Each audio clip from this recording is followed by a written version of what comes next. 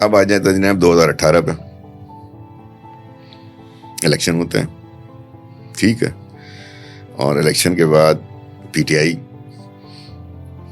President Karachi سے جیتتا ہے, governor Imran اسماعیل صاحب کراچی سے جیتتے ہیں, پھر وہ سیٹ چھوڑ کے گورنر بنتے ہیں.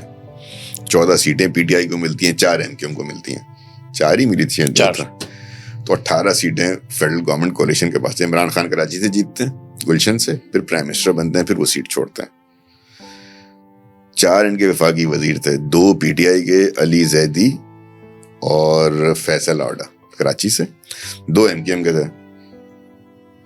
خالد مقبول اور غالباً امین بھائی, 2.